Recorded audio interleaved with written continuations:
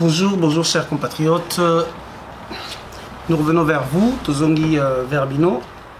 Et donc Alibosso, vous dire merci à tous ceux qui continuent à s'abonner.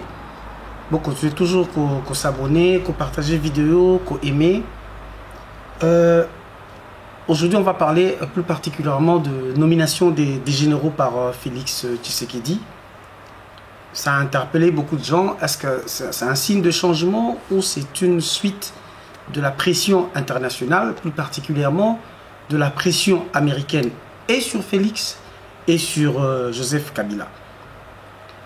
Il y a eu plusieurs nominations ou affectations, mais deux.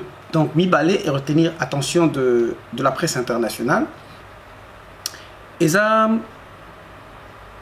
Toloba, John Numbi, à Longwe, l'éviction de John Numbi, qui était inspecteur général des FARDC, donc général 4 étoiles, et qui est remplacé par le général Amissi Tangofor, qui était le chef d'état-major adjoint chargé des opérations et des renseignements. Général Amissi Naplasi Yazala, qui est chef d'état-major adjoint, est donc remplacé par le général Yav Kabé. Qu'est-ce qui a attiré l'attention de la communauté ou de la presse internationale? Les deux généraux, donc John Numbi et le général Amissi, d'abord sont sous le coup de sanctions internationales. Premièrement. Deuxièmement, ils sont considérés par les rapports internationaux de Human Rights Watch, également le rapport Mapping, comme les deux généraux les plus cruels et les plus criminels. En même temps, les deux généraux officiers supérieurs de l'armée congolaise les plus puissants, ou alors auxquels Kabila a le plus confiance. Vous comprenez qu'il y a un souci. Le général John Numbi est accusé de plusieurs crimes contre l'humanité, y compris le dossier de Gédéon Kyungu. Les rapports internationaux ont prouvé que John Numbi était autant financier, ami proche de Gédéon Kyungu, accusé de crimes contre l'humanité et condamné à mort, j'ajoute, mais qui n'a jamais exécuté sa peine, qui s'est évadé de la prison et libre et qui s'est rallié à Kabila. Et John Numbi, il a également été prouvé Kazaki, celui qui a mené de la logistique. Donc, Mandoki, appareil, et bon, là-bas. On n'avait que deux généraux 4 étoiles en RDC. Le chef d'état-major Mbala Moussese et le général John Numbi. Et du fait que le général Tangofor est monté d'un cran à remplacer John Numbi, donc Tangofor devient aussi un général 4 étoiles. Mais, tout le bango pour se faire comprendre. Fatih nomme les généraux un criminel qui remplace un criminel. Qu'est-ce que cela veut réellement dire? On sait que ces derniers temps, la pression américaine a augmenté sur Félix Tshisekedi. Parce que, vous voyez que bientôt il y aura des élections, c'est la fin de mandat de Donald Trump, le président des États-Unis. Vous voyez qu'il y a des traditions, aux États-Unis, chaque fin de mandat doit donner un signal fort comme chaque début de mandat. Si on demande à Félix Tshisekedi de livrer certaines personnes, pour deux raisons. D'abord, il doit donner un signal qu'il s'éloigne de Kabila, ce qu'il est incapable de faire, en tout cas jusqu'à présent, par rapport à leur deal. Mais, quelques interlocuteurs ou diplomates américains sur place à Kinshasa, se confiant à quelques investigateurs européens, ont affirmé qu'on a demandé à Félix Tshisekedi s'il est incapable de déboulonner Kabila, mais après ça, au moins, signe qu'il peut affaiblir la Kabylie. La liste qui lui a été donnée, Eza Moulaye Abatoba, sous le coup de sanctions. Oh, non seulement pour limoger Bango, Eza Passi, parce que la plupart, il y a des autorités politico-militaires sous le coup de sanctions. Oh, Sengaye a livré Bango la justice et bien on a pouvoir. Eza qui a John Numbi, Oyo, Baouti Siko dégradé, et on en parlera. Kanyama, Aza déjà dégradé, mais il n'a jamais été livré à la justice. Le général Amissi, alors qu'on demande que Moutouana a livré à la justice, on vient encore de le nommer inspecteur général. Là, du côté militaire, il y a Eric Morimbere, comme Kanyama et le général Malik, bango baza accusé pointé du doigt na opération ya massacre ya Kasai ya Kamina Sampo. Ba autorité politique peut baser bini. Mais pour l'instant, citons d'abord deux OEP za ko intéressé biso na intervention à l'élo. Tambou Mwamba, alors qu'on demande qu'il soit livré à la justice, il est président du Sénat. Donc il bénéficie encore de l'immunité. Yav, qui était comme Kalev, pardon, ancien responsable de service de renseignement. On demande d'être livré à la justice, mais on n'a jamais mis la main sur lui. Qu'est-ce qui s'est passé réellement dans cette histoire? Selon certains investigateurs, le signal fort au Bazosenga Félix a payé. Parce qu'actuellement, il faut considérer que Félix a comme le porte-parole des États-Unis auprès de Kabila. Quoi arrêter, tout le Kabila, il faut que cela se négocie avec Kabila lui-même. Il ne le ferait pas sans péril et sans l'aval de Kabila. Mais si on vise les deux généraux, c'est-à-dire John Numbi et Amis, Kabila est considéré comme Batounaï, de plus fort du côté congolais, donc il faut négocier qui sacrifier et qui maintenir. Est-ce que John Numbi a sacrifié totalement, seulement mis de côté? Parce que Kanyama a été mis de côté, mais il n'a jamais comparu pour tous les crimes commis à Kinshasa. Parce que n'oubliez pas que le nom de Kanyama a été également cité. N'a pas fausse commune à Maloko. Des gens qui ont été massacrés. On dit que John Numbi serait un peu plus fort que le général Amissi. Pourquoi? Originaire du Katanga, ayant opéré dans plusieurs massacres et guerres au Katanga, dans le triangle de la mort de Manono, auprès des Gédéons, Azam Moutou, ceux qui vont contrôler bien des Katangais étant déjà des révolutionnaires, il peut faire très mal de ce côté-là. Voilà pourquoi Kabila ne peut pas sacrifier et John Numbi et le général Amissi à la fois. On dit même que le général Amissi a unique Moutou, ou a zappé Nabatwe Bélé, parce qu'il dirige des troupes et des troupes. Et d'aucuns, plusieurs rapports prouvent que le général Amissi a un soldat na Yemoko na Est, a une rébellion na Est, a été accusé de plusieurs massacres. Voilà ce qui se passait, un arrangement déshabiller Saint-Pierre pour habiller Saint-Paul. Et après la suite, du côté réaliste, il y a encore une pression où on demande à Félix Tshisekedi que RDC soit sanction contre M. Dan Gentler, de quoi il y a juif ou argentier de Kabila. Mais il est également demandé à M. Félix Tshisekedi de limoger et de livrer à la justice avant la fin de l'été, s'il a la fin septembre, M. Albert Yuma de la GECAMIN est président de FEC, Fédération des entreprises du Congo, pour plusieurs crimes économiques. Or, il y a un rapport, il y a Human Rights Watch, un rapport international, que la plupart des crimes économiques, dans Mbongo, il y a un détournement, il y a un contrat mafieux, où ils ont lié Dan Gentler, Albert Yuma, ils ont lié également M. Joseph Kabila. Donc, livrer Albert Yuma ou toucher à Dan Gentler, ça serait toucher directement à la personne de Kabila. Or, c'est ce que le gouvernement américain demande à Félix Tshisekedi. Comment le faire? À Obandawapi. Dans la minute, la pression ne pèse pas seulement sur les épaules de Félix Tshisekedi, mais sur les épaules de Kabila aussi.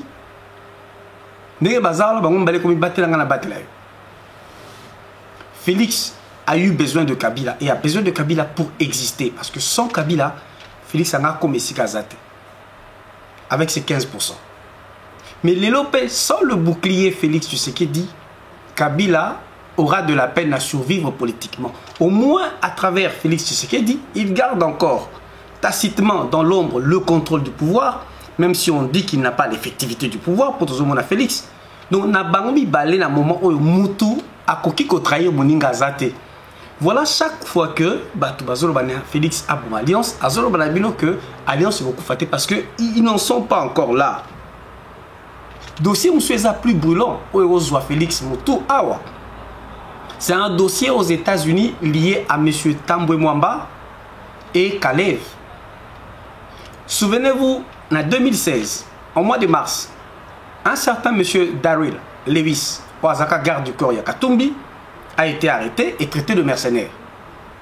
De Lubumbashi, ce monsieur de sécurité privée de Babinga Rango, américain, a été transféré à Kinshasa et torturé dans les bureaux de l'ANER. libéré quelques temps après, aux États-Unis, ce monsieur a porté plainte contre Tambo Mamba et Kalev.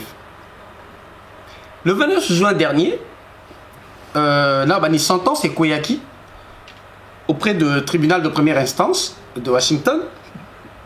Qui que moi poursuivre Tambo Mamba, na Kalev et Zate, parce qu'au moment de fait, donc en 2016, Tambo Mamba qui ministre de la justice et Kalev Azaki Nanou responsable, toi administrateur et ANER. Donc les deux personnes bénéficiaient de l'immunité. Une semaine après, la Cour suprême des États-Unis a jugé, enfin les juges de la Cour suprême ont dit que cette position n'était pas normale.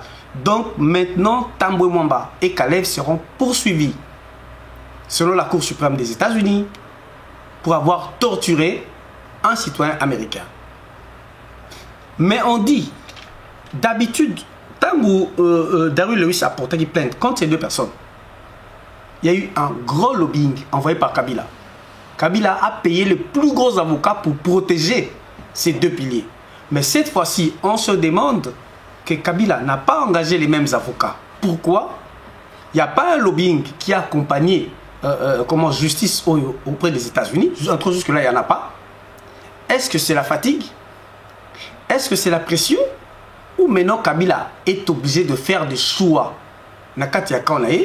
qui protégeait, qui sacrifiait? Ou alors, comme disait la presse belge, est-ce que ça a raté le problème à Covid-19? Parce qu'actuellement, Covid-19 est aux États-Unis, c'est difficile de voyager. Mais s'il y a procès contre Tambo Mamba et Kalev, et que Baza condamné, bon, moi condamné jusqu'au niveau aux États-Unis, donc il y aura encore une pression supplémentaire sur ces deux personnes. Les choses deviennent sérieuses, et Fachi a de plus en plus de pression. Mais ce qui se passe réellement quand il y a Fachi na Kabila, il y a une rupture et au salimati. Baniba pe ça ba signe extérieur que les choses s'améliorent. Balongola Kikingandi, Batia Kikingandi, pour que Kabila paie a retrouvé, comment j'ai dit, crédibilité sur le plan international. Mais on avait toujours dit, celui de Tchamakelele, Loi Minako, Seni, Batoazo Marché, si quoi nomination, les gens parlent de nomination des généraux. On nomme encore quelqu'un qui est plus cruel. Entre-temps, à l'Est, les choses vont très très mal. Na début à moi, peut-être Bélé Balandaki, malheureusement pour la mission Makamba Est, il y a la télévision, et bête à ma émission, biso Tozakaka, Yachibo, Mukuna Salaki, l'histoire des caméras, Batu Bazo, Monaka Batu Nui, ceux qui Baomonaka Batu Boutou, mais les Ngumino, c'est-à-dire les rebelles rwandais, Tutsi, financés, alimentés par Rouberois et les Touaguiranaero de Nyarugabo, ont commencé à construire Kotonga Penda aéroport na Minembwe en face des FARDC et de la MONUSCO. Heureusement, il y a eu la contre-offensive de Maïmaï pour détruire niveau de la construction. En plus, pendant que tous la nomination de généraux, le problème a saigné Ronsard Malonda. La nuit du 16 au 17 juillet, na Kipupu, sur le territoire d'Itombwe, les mêmes rebelles, Ngumino, Attaqué village na Kipupu, na Butu. Ils ont massacré près de 220 personnes, y compris les enfants naba 1 an, et on a violé les enfants à 2 ans, 3 ans. Silence radio na gouvernement congolais. Silence radio na Kinshasa, on perd le temps kaka Fatia, Salaki, Béton, Anomaki, Bagénéraux, Alongola, Kikingandi. C'est comme ça que nous avons répété, toujours on répète chez les Congolais. Chaque fois qu'il y a un mouvement de masse, chaque fois sur la presse, c'est que des choses se passent ailleurs. Mais le problème à Kipupu, pourquoi on en parle? Parce que quelques jours avant, à Kipupu, il y a un camp militaire de FARDC qui était là-bas posté. L'ordre de l'état-major général de Yaki va vider quand on a. Quand on a été vidé de FARDC, donc territoire on est là qui est libre plus ou moins une semaine avant que ces gens-là n'attaquent. Donc quand ils ont attaqué, la population s'est retrouvée seule. On a vu bien, seule face aux Rwandais. Parce que Ngumino, pour la plupart, c'est des éléments de l'armée rwandaise qui viennent tuer chez nous. Et quel est le rapport nous fait l'état-major général? Le gouvernement, le ministre de la Défense, le Premier ministre et voire celui qui se dit chef d'État. 220 personnes massacrées par les Rwandais. La nuit du 16 au 17 juillet, silence radio, mais on applaudit nomination et nouveaux généraux. Voilà là où va ce pays réellement. Et d'ailleurs, Makamususu, sur le plan sécuritaire, tout développé en gros le samedi prochain, 25 juin. Bato Baroza Nathan, au club presse de la Commission européenne à la place Schuman en Belgique, nous sommes invités à une conférence sur le problème sécuritaire à l'est de la RDC. Incursion, invasion, occupation. Toko intervenir, donc conférence de 12h à 15h. Toko peut s'abonner à l'adresse Club Presse, rue Froissart, numéro 95 95 1040 Bruxelles. On attend, on va assister parce qu'on va aussi débattre de problèmes politiques et on va aussi débattre de problèmes économiques. Mais Bissot, donc nous intervenons sur le problème sécuritaire à l'Est. Et d'ailleurs, selon le rapport ou selon les investigations et quelques personnes, surtout les Maïmaï, interrogées, que la situation ne va pas très bien. D'ailleurs, dans certains endroits, on reconnaît que les FARDC font des patrouilles mixtes avec les Ngumino au Bazaba rebelle rwandais. Et certains villageois, y compris certains Maïmaï, accusent la MONUSCO pour aider dans le déplacement, dans la logistique. Parfois, on a des hélicoptères à MONUSCO pour prendre position et attaquer les villages. Vrai ou faux, ce sont les accusations des personnes interrogées, des villageois, Naba Maïmaï. Est-ce que la MONUSCO joue le jeu de Ngumino? Est-ce que la MONUSCO joue les jeux des forces rwandaises sur le territoire congolais? Est-ce que les FARDC sont-elles complices?